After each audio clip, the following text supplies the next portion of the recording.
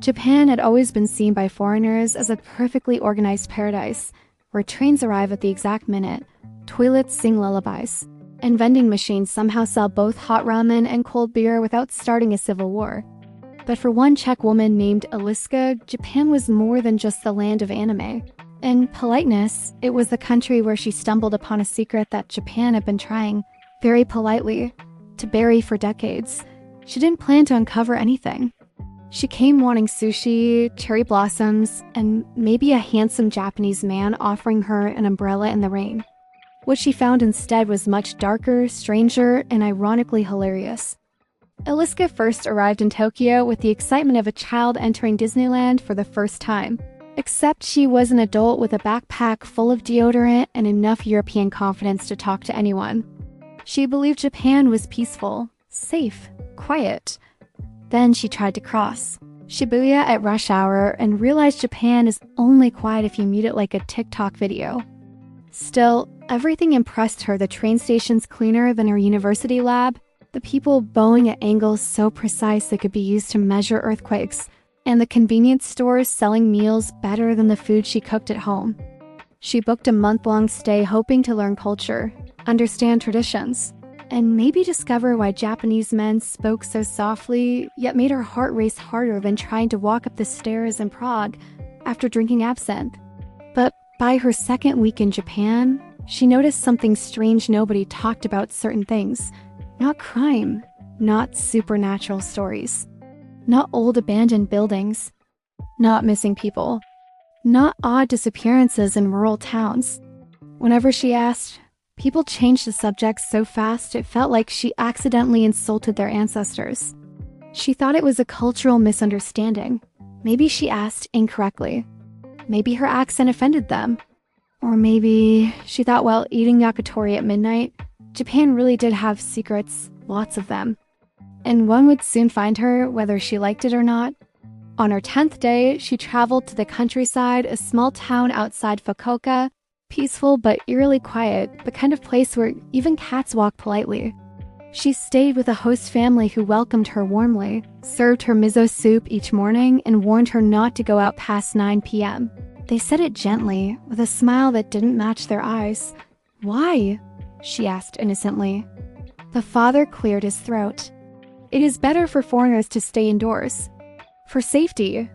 The mother added tea to the table. "Yes, night is not." "Good," Eliska blinked. She thought Japan had one of the lowest crime rates in the world. She even read online that people lose wallets and get them returned with the cash still inside. What danger could possibly exist? But on her 12th night, she learned their warning wasn't about crime. It was about Japan's darker folklore creatures and legends so ingrained in the towns that locals avoided speaking about them, like Voldemort with manners. Eliska had been doing laundry when she heard a strange scratching sound outside the house. It was subtle at first, like a branch brushing the roof. Then it grew louder, sharper. She stopped folding the towel, frozen in place. The scratching moved across the wall, then the window. She peeked outside. There was nothing there, just darkness. Her heart pounded. She told herself it was a cat. Everything in Japan had a cat. Shrines had cats. Train stations had cats. Even offices had cats with Instagram accounts. But then the scratching came again, this time overhead, crawling across the roof like someone with extremely long nails. She stepped away. In Europe, she feared pickpockets. In Japan, apparently, she feared roofs. She told her host family the next morning. They went pale. The father whispered, "Did you look outside?" "Yes, you should not look." "Never look?" The mother shook her head, wiping the table vigorously. The creature comes when foreigners are near. They say it likes outsiders. Great, she thought. She came looking for culture. Instead, she was being hunted like a snack. She wanted to laugh it off, but the seriousness in the family's faces made her stomach twist. That evening, she researched quietly in her room. She learned about creatures Japan doesn't openly talk about: yokai, onryu, shape-shifting women who feast on nights when the moon is bright. The more she read, the less she wanted to sleep. One particular folklore caught her attention, a rooftop crawler known in local dialect only in rural Kyushu. A woman with elongated limbs who moved like a lizard, searching for lonely people at night. A creature believed to be attracted to foreigners due to their unfamiliar scent. A dark joke occurred in her head. She always wanted someone who would climb mountains for her, but she didn't expect they would climb roofs instead. She slammed her laptop shut. This was ridiculous. Myths, legends, superstitions. Japanese horror was famous, but fictional. If she let her imagination run wild, she'd soon start fearing vending machines. But her confidence didn't last. The next night, as she lay in her futon, the scratching returned, louder, hungrier. This time, she heard a soft tapping on her window. Something sharp slid across the glass, slowly, intentionally.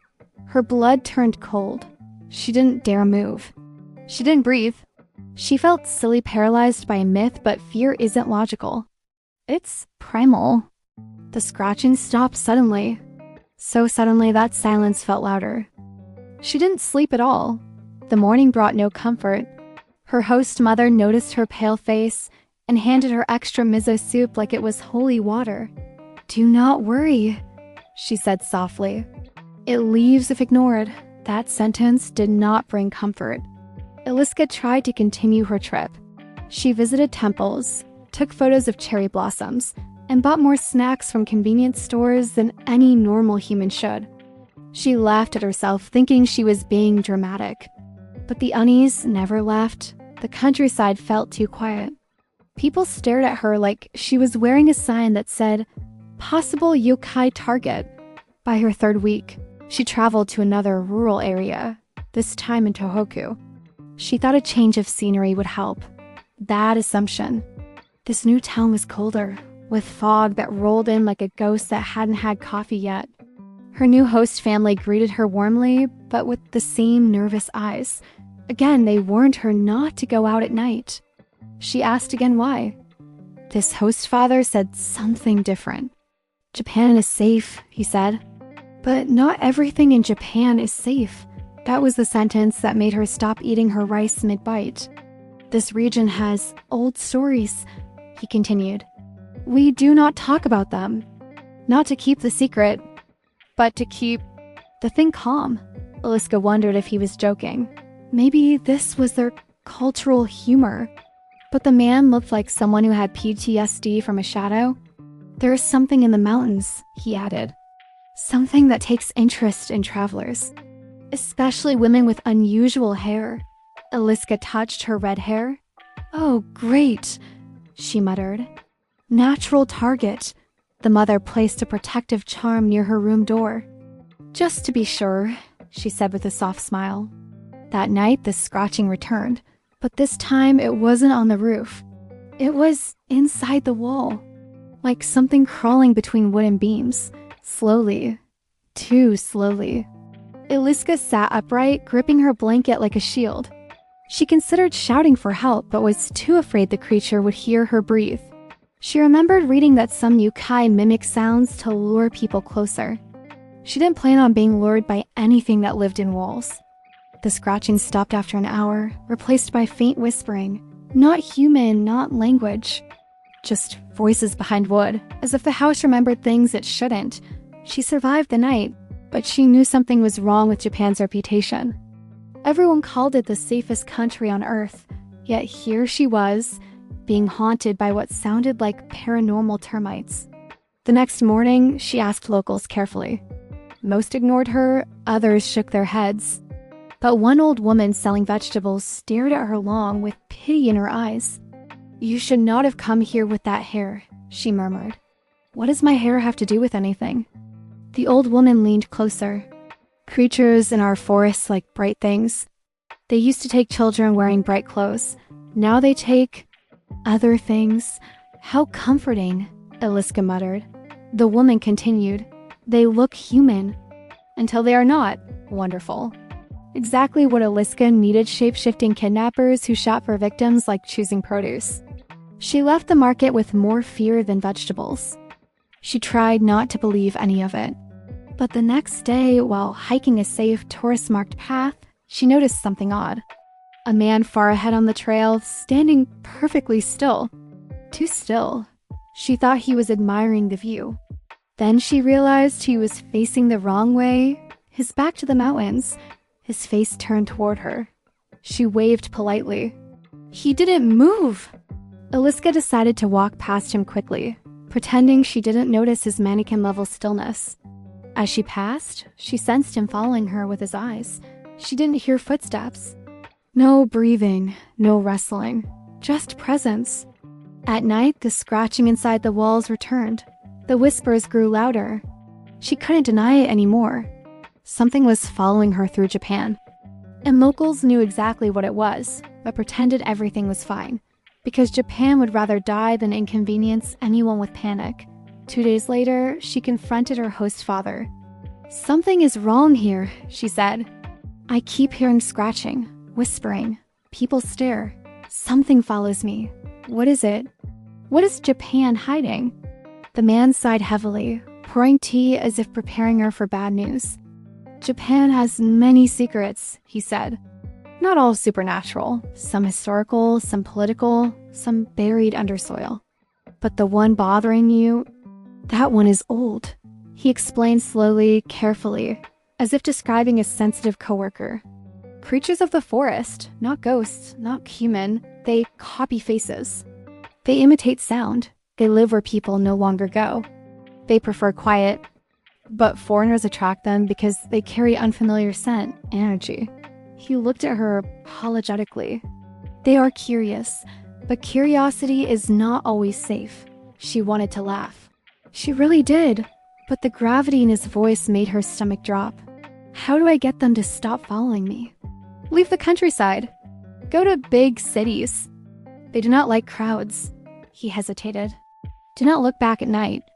And do not acknowledge anything that scratches." She left the next morning for Tokyo. Strangely, the moment she boarded the train, the scratching stopped. The whispering vanished. The air felt lighter, like the countryside had exhaled her out. In Tokyo, she was safe. No scratching, no watching figures, no whispers. Just the comforting chaos of trains and neon signs. Japan's polished surface returned. The secrets stayed in the shadowy mountains. But even in Tokyo trains, sometimes she caught glimpses of faces staring too long. People whose eyes didn't blink. Passengers who stood too still. Shadows that moved against the lights. She tried to ignore them. Japan liked to maintain the illusion of safety. And Eliska learned to respect that. Japan wasn't hiding a secret out of malice, but out of tradition, one that believed some truths should stay in their forests. Years later, when she returned to Europe, she told her friends Japan was beautiful, peaceful and organized, but had a kind of darkness beneath its cherry blossoms. They laughed, thinking it was a joke, and maybe it was. Or maybe Japan simply had perfected the art of hiding things behind politeness. But even after returning home at night, she sometimes heard faint scratching. She told herself it was mice. But mice didn't whisper, and definitely didn't follow her from Japan.